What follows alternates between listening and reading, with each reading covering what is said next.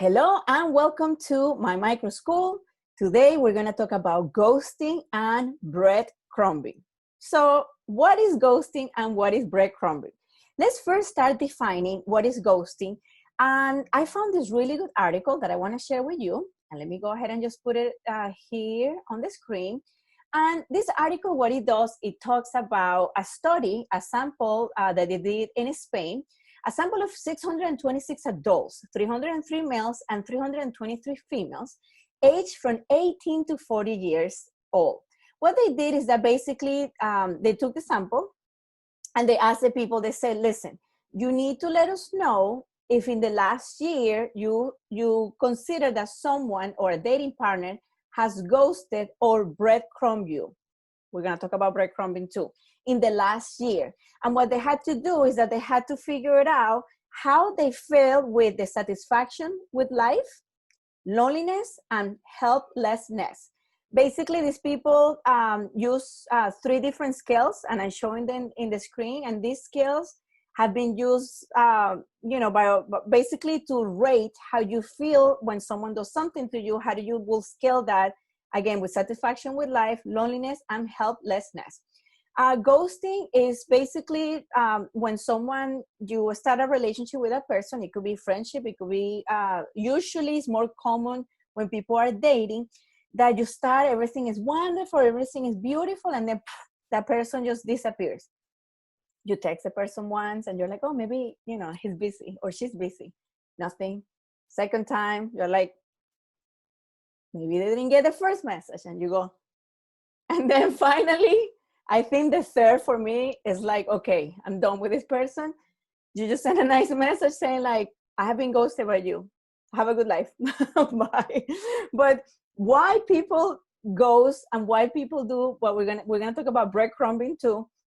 The article basically is a really good article, and obviously I have it here attached, because this is how they define ghosting. Originates from the noun ghost. According to the Cambridge Dictionary, ghosting means a way of ending a relationship with someone suddenly by stopping all communication with them. Apparently, the rates in the United States, according to the article, it says prevalence rates in the United States range between 13% and 23% for those adults who have been ghosted by a romantic partner. That means that if you have a room of 100 people, 13 out of 23 people, you're going to ask them, have you ever been ghosted? They're going to be like, yes, it's horrible. And then listen to this. In Spain, which is Spain, I was surprised because those people usually are all the time partying. I have a lot of Spanish friends. 19.3% have reported having suffered ghosting at least once in the past year. So what does this article talk about? This article talks about ghosting and breadcrumbing. Ghosting is basically when someone just disappears, and breadcrumbing, which is the other behavior that they also study. Let's talk about breadcrumbing and let's do the definition of breadcrumbing.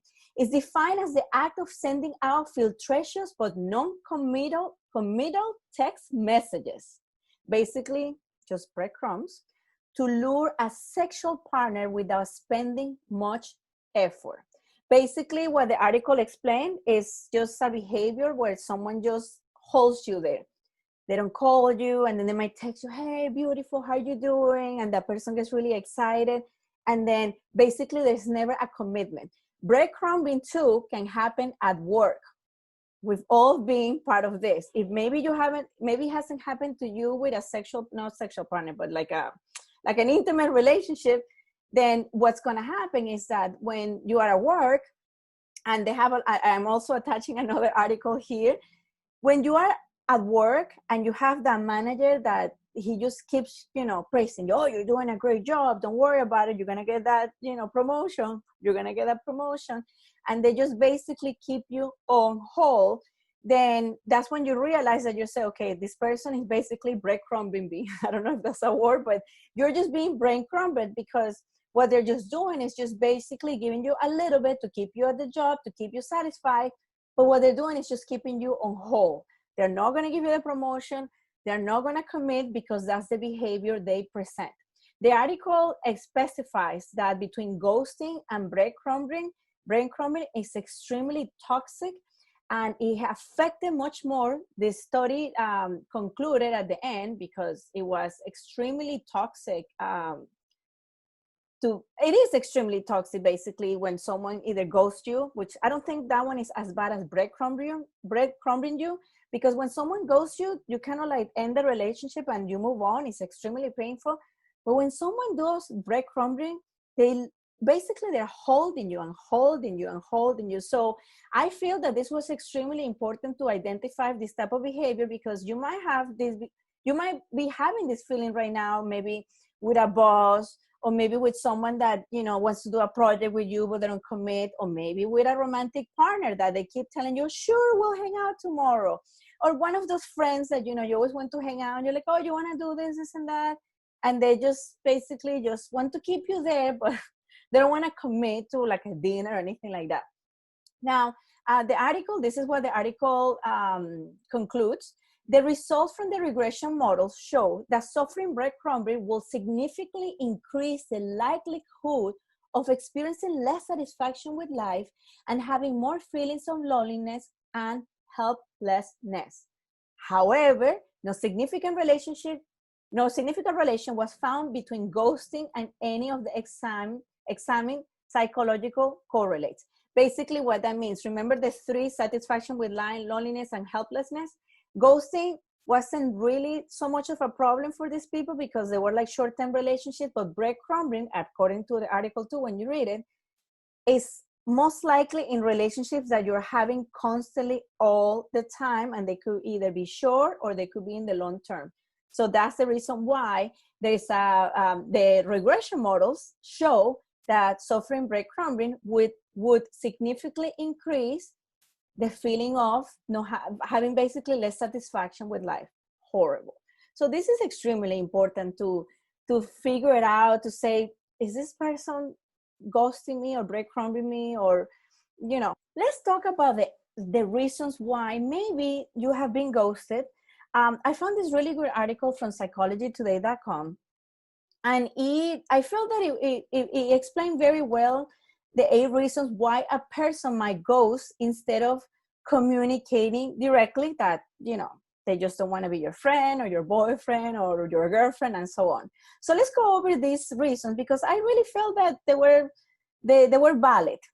They're chicken. Reason number 1. People who don't handle conflict well fear confrontation. Well, that's very common, especially in social media, right? You can just go ahead and just say, well, can I talk to this person? And she just unfollow or block. I mean, you basically, if it's something that you don't want to do the confrontation and basically tell that person, like, look, I just, I just don't like you anymore, but I don't want, basically they just feel that living without a word, let alone closure, is going to be easier for the other party, which in fact is more cruel and extremely painful, according to the article. Reason number 2, they are avoidant. Ghosts are more likely to have intimacy problems, which explains why they leave a relationship that's getting close. They are emotionally unavailable, and they might have an avoidant attachment style. Well, they just maybe, this is also childhood, and, you kind of have to figure it out, like, well, did this person ghost me? And start thinking about this, and I think it kind of makes you feel better, because you kind of feel like, okay, maybe there's the possibility that it wasn't my fault. Maybe it was a possibility that this person, basically, we just didn't connect, and they just didn't want to have conflict with me, if that's a justification to make you feel better. Number 3, they're ashamed. People with low self-esteem want to avoid criticism and the shame they anticipate if you get to know them better. One reason for avoiding intimacy. So basically, the article says that they're trying to avoid false responsibility. It can happen sometimes, well, many times, when you meet someone online, and then when you start meeting that person more, you can feel like, oh wow, maybe they have projected on their Instagram or on their social media a unicorn, and they might feel that, if you get too close to that person, they might be like, oh, they're going to discover that I'm not a unicorn. So they're ashamed. Reason number 4, they're busy. when you're not exclusive and acknowledge that dating someone else is okay, your partner might assume the relationship is, I don't think, not only to be straightforward with someone that you're dating. Listen, this is what I want. And I know sometimes it might be hard because you might feel like, oh, maybe the other person might feel offended. But I'm just going to tell you, I feel that it's much easier to go with a straight reason to say, look, this is what I'm looking in this relationship. I really like you. I hope this can flourish to something. Again, communication. I just feel, and I feel it, like if maybe you don't feel comfortable having that conversation, maybe you should, figure it out, like, well, is this the right person or not? But that's not my choice to make. That is a choice that you have to make. But I feel that it's always important to evaluate those choices so you don't get hurt in the long term. Number 5, they're game players. To some daters, particularly narcissists, that basically when you're a narcissist, narcissists, they just basically says here, relationships are solely a means to satisfy their egos and sexual needs. They are not interested in a commitment, that's all. Number 6, they are depressed or overwhelmed. Some people can hide depression for a while. The ghost might be too depressed to continue and not want to reveal what's really going on his or her life. Well, this is true too. Sometimes we're not in a good place in our lives and we just don't want to deal with that person. Or you feel like you're just not in the same place. I always think like you're not in the same dimension, right? Sometimes we're in the same dimension, sometimes we're not with other person. So that's something to kind of say like, well, maybe it's not me. Maybe this person doesn't have the energy and they're depressed. I mean, depression is serious and it could happen. Reason number 7, they're seeking safety. If you have rage in the past or are violent or verbally abusive, you might be ghosted in self-protection. Well, number 8, they're setting a boundary. If you have annoyed and smothered your friends with frequent texts or calls, especially if they ask you not to, then their silence is sending a message because you have ignored their boundaries. What to do if you have been ghosted? Face reality, number 1.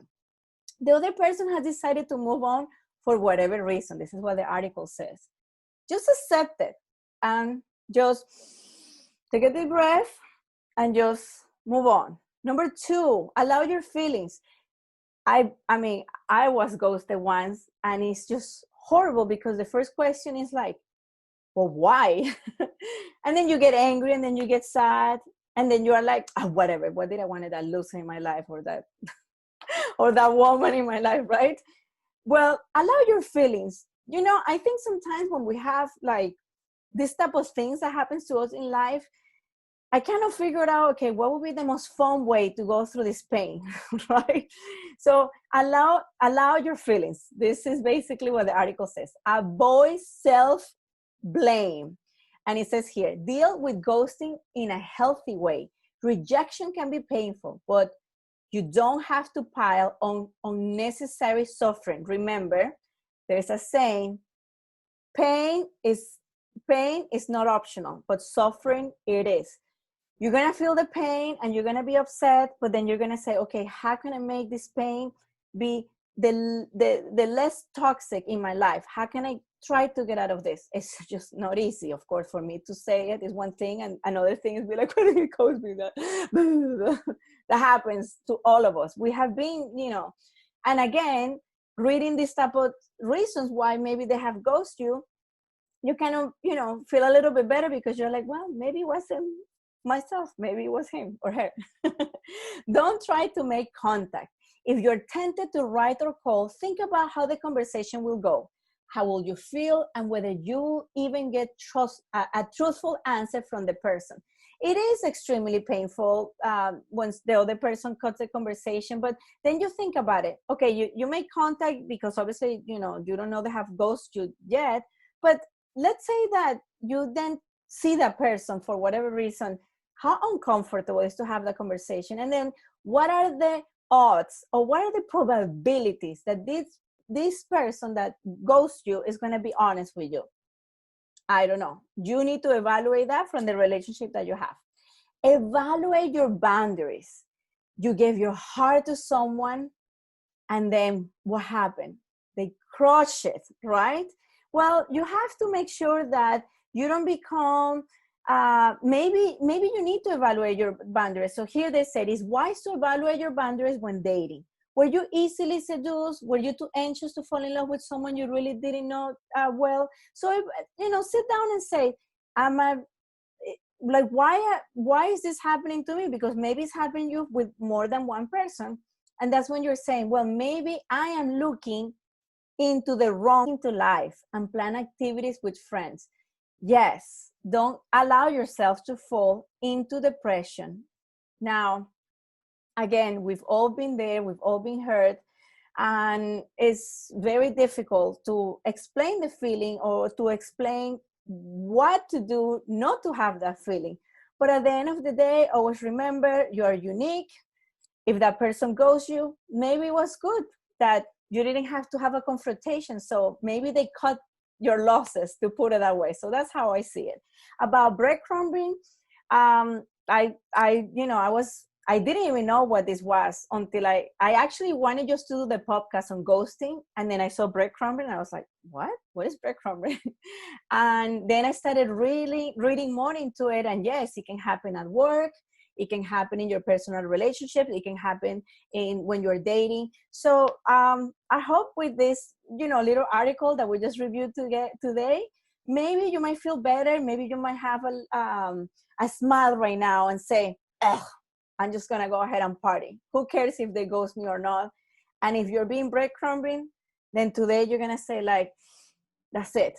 What is, like Oprah says, what is the next right step to do? So I hope this helped you. Thank you so much. Season 2 is coming, and it's going to be a lot of business math. So I'm really, really excited. I hope you enjoyed this podcast today, and I hope to see you soon. Thank you so much, and have a great day.